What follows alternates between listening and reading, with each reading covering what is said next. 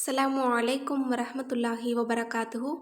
இன்னைக்கான வீடியோவில் நம்முடைய விதியை மாற்றி அமைக்கக்கூடிய ஒரு சிறந்த அமலை தான் நம்ம பார்க்க போகிறோம்.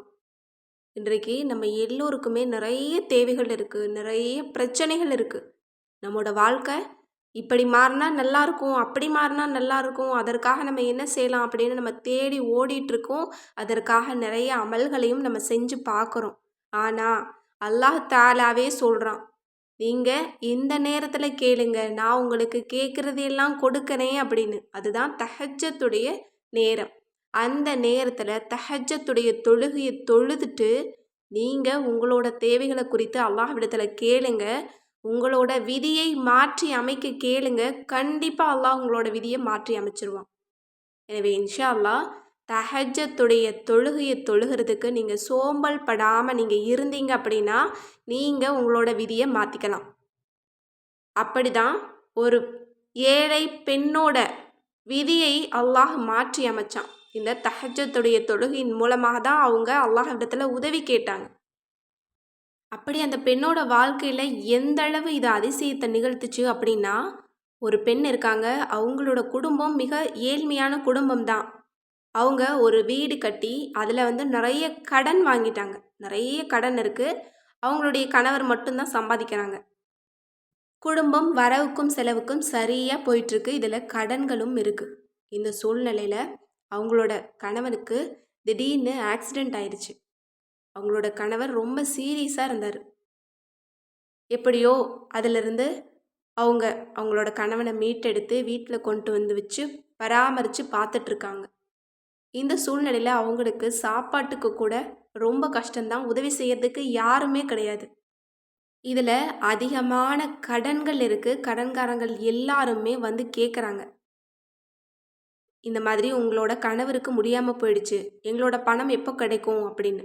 ஏன்னா இன்றைக்கு இருக்கக்கூடிய சமூகம் அப்படித்தானே இருக்குது. யார் கஷ்டத்தில் இருந்தால் என்ன, நமக்கு என்ன தேவையோ அது கிடைச்சா போதும் அப்படிங்கிற மாதிரி தான் நினைக்கிறாங்க. அப்படி தான் அந்த பெண்ணுக்கும் நடந்துச்சு. அந்த பெண்ணோட சூழ்நிலை எப்படி இருந்திருக்கும், அவங்க எவ்வளோ கஷ்டப்பட்டிருப்பாங்க அப்படின்னு பாருங்கள்.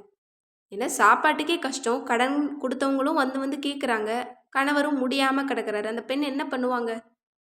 அப்போதான் அவங்க தஹஜ்ஜத்துடைய நேரத்தில் எழும்பி தஹஜ்ஜத்தை தொழுதுட்டு இஸ்திகஃபாரை அவங்க 1000க்கு மேலே ஓதுனாங்களாம். அதாவது அவங்க குறைவாக ஓதலை, 1000க்கு மேலே ஓதியிருக்காங்க. இதே போல் தொடர்ந்து 10 நாட்கள் ஓதுறதாக நியத்து வச்சு ஓதிட்டுருக்காங்க. அவங்களுக்கு 7-8 நாட்கள்லையே அல்லாஹ் அவங்களோட விதியை மாற்றி கொடுத்துருக்கான். எப்படி அப்படின்னா, அந்த ஊரில் ஒரு பெரிய செல்வந்தர் இருந்தாராம். அவர் ஹஜ்ஜுக்கு போகணும், உம்ராவுக்கு போகணும்னு நினச்சிட்டு இருந்திருக்காரு. இந்த சமயத்தில் அவருக்கு திடீர்னு போக முடியாமல் போயிடுச்சு. ஆனால் அந்த பணம் அவர்கிட்ட இருந்திருக்கு. இதை என்ன பண்ணலாம் அப்படின்னு ஒரு ஆலிம் கிட்ட போயிட்டு கேட்கும்போது, யாராவது கஷ்டப்படுற குடும்பத்துக்கு இதை கொடுத்து உதவி பண்ணுங்க அப்படின்னு சொல்லும்போது, அந்த ஊரில் விசாரிக்கும்போது இந்த ஒரு பெண்ணை தான் சொல்கிறாங்க.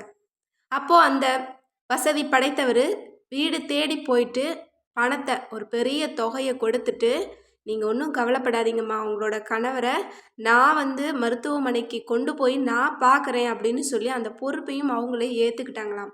அவங்களோட கடனையும் முழுவதுமாக அடைச்சு கூட மிச்சம் பணம் இருக்கிற அளவுக்கு ஒரு பெரிய தொகையை அந்த செல்வந்தர் கொடுத்துருக்காரு. எவ்வளோ ஒரு சிறந்த ஒரு விஷயம் பாருங்கள். தஹஜ்ஜத்தும் இஸ்திக்ஃபாரும் அந்த பெண்ணோட வாழ்க்கையில் மிராக்கலை ஏற்படுத்தியிருக்கு. இது அந்த பெண்ணுக்கு மட்டும் கிடையாது, ஓதக்கூடிய ஒவ்வொருவருக்குமே நிச்சயமாக மாற்றத்தை ஏற்படுத்தும். எனவே பெரிய தேவை உடையவங்க, ரொம்ப கஷ்டத்தில் இருக்கக்கூடியவங்க, கடன் அதிகமாக இருக்கக்கூடியவங்க, வெறும் 10 நாள் தஹஜ்ஜத்துடைய தொழுகையை வழக்கமாக நீங்கள் தொழுது அந்த நேரத்தில் இஸ்திக்ஃபாரை ஒரு 1000 முறை நீங்கள் ஓதிட்டு அதற்கு பிறகு அல்லாஹ்விடத்தில் அழுது கேளுங்க. நீங்கள் நினச்சி பார்க்காத இடத்துலேருந்து அல்லாஹ் உங்களுக்கு உதவி செய்வான். நீங்கள் நினச்சி பார்க்காத விஷயத்தை அல்லாஹ் உங்களுக்கு நடத்தி தருவான். 10 தஹஜ்ஜத்துக்கு நீங்கள் எழும்புங்க, இந்த இஸ்திக்ஃபார் 1000 முறை ஓதுங்க. நிச்சயமாக சொல்கிறேன், உங்களோட வாழ்க்கையில் மாற்றம் வருவதை யாராலையும் தடுக்கவே முடியாது. எனக்கு இதெல்லாம் கிடைக்காது அப்படின்னு நீங்கள் நினச்ச விஷயத்தையும் அல்லாஹ் உங்களுக்கு நடத்தி தருவான். ஏன்னா அந்த ரப்பு கேட்டா கொடுக்கிறேன்னு வாக்குறுதி அளித்த நேரத்துல இஸ்திகஃபார ஓதணும். ஏன்னா இஸ்திகஃபார் ஒரு மிராக்கிளை ஏற்படுத்தக்கூடிய ஒரு அமல்னு தான் நான் சொல்வேன். யாரெல்லாம் அதிக அளவு கஷ்டத்துல இருக்கீங்களோ, தேவை உடையவங்களாக இருக்கீங்களோ, இஸ்திகஃபார தினமும் 1000 முறை தஸ்பீஹ் செய்யுங்க. உங்களோட வாழ்க்கையில வெளிச்சம் வர்றத நீங்க கண்கூடாக உணர முடியும். நிச்சயமா மாற்றங்கள் அல்லாஹ் ஏற்படுத்துவான். இந்த 2யும் சேர்த்து நீங்க செய்யும்போது, அதுவும் தொடர்ந்து 10 நாட்கள் நீங்க செய்யும்போது, கண்டிப்பாக அல்லாஹ் தஆலா உங்களோட விதிய மாத்தி கேட்டாலும் அந்த ரப்பு உங்களுக்கு நடத்தி தருவான். எனவே பெரிய ஆசைகள் உடையவங்க, நடக்க 1% கூட எனக்கு வாய்ப்பே இல்ல அப்படிங்கிற விஷயத்த கூட கையில எடுத்து இந்த அமலின் மூலமாக அல்லாஹ்விடத்துல நீங்க கேளுங்க. உதவி மட்டும் எப்படி வருதுன்னு பாருங்க. ஏன்னா அல்லாஹ் வாக்குறுதி கொடுக்குறான். இந்த 2 அமல்களுக்குமே. இஸ்திக்ஃபார் யார் அதிகமா ஓதுறாங்களோ, அவங்களுக்கு கேட்கிறத கொடுக்கிறேன்னு அல்லாஹ் சொல்றான். அல்லாஹ் மகிழ்ச்சி அடையக்கூடிய ஒரு அமல். என்னுடைய அடியான் அவனுடைய இயலாமையை என்கிட்ட சொல்லிட்டான். அதனால அவன் கேட்கிறத கொடுப்பேன்னு கொடுப்பான்.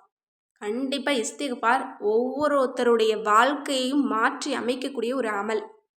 ஒரே ஒரு வார்த்தை தான். அஸ்தக்ஃபிருல்லாஹ்னு நீங்க திக்ர் செய்யுங்க போதுமானது. கடன் உடையவங்களுக்கு உடனே மாற்றம் தரும். இன்னும் செல்வந்தன் ஆகணும்னு நீங்க நினைச்சீங்கன்னா இந்த அமலை நீங்க செய்யுங்க. எனக்கு புதுசா ஒரு வீடு கட்டணும். என்கிட்ட எந்த பணமுமே இல்ல. எந்த வழியுமே இல்ல. இஸ்திக்ஃபார நீங்க செய்யுங்க. கண்டிப்பா அல்லாஹ் வெகு சீக்கிரமா உங்களுக்கு கொடுத்துருவான். ஏன்னா செல்வத்தை வாரி வழங்கக்கூடியது இந்த இஸ்திக்ஃபார். இன்னும் உங்களோட கஷ்டங்களை தூரமாக்குறது இந்த இஸ்திக்ஃபார். அதுவும் நம்ம எந்த நேரத்தில் கேட்குறோம்? தஹஜ்ஜத்துடைய நேரத்தில் நம்ம கேட்குறோம். தஹஜ்ஜத்துடைய தொழுகிறவங்களுக்கு தான் தெரியும் அந்த நேரத்தோட மகிமை என்ன அப்படின்னு. எனவே இன்ஷா அல்லாஹ் பெரிய தேவை உடையவங்க இந்த 2 அமல்களை நீங்கள் தொடர்ந்து செஞ்சுட்டு வாங்க. ஏன்னா நிறைய பேர் கேட்குறீங்க தஹஜ்ஜத்தில் செய்யக்கூடிய ஒரு அமல் சொல்லித்தாங்க அப்படின்னு. கண்டிப்பாக இந்த அமல் உங்கள் எல்லோருக்குமே பலனளிக்கக்கூடிய ஒரு அமல். இன்னும் நிறைய பேர் கேட்பாங்க பெரிய அமல்கள் செய்ய முடியாது, ரொம்ப ஈஸியாக சொல்லுங்கள் அப்படின்னா. ஈஸியாக சொல்லணும் அப்படின்னா இஸ்திக்ஃபார் மட்டும்தான். எனவே இன்ஷா அல்லாஹ் வாழ்க்கையை மாற்றி அமைக்கக்கூடிய, விதியை மாற்றி கேட்டாலும் கிடைக்கக்கூடிய இந்த சிறந்த தஹஜ்ஜத்தையும் இஸ்திக்ஃபாரையும் நீங்கள் தொடர்ந்து செய்யுங்க. அல்லாஹ் நம் அனைவருக்குமே அனைவருடைய துஆவையுமே கபூலாக்கி தருவானாக. ஆமீன் என்று கூறி இந்த பதிவை நிறைவு செய்கிறேன். அஸ்ஸலாமு அலைக்கும் ரஹ்மத்துல்லாஹி வபரகாத்துஹு.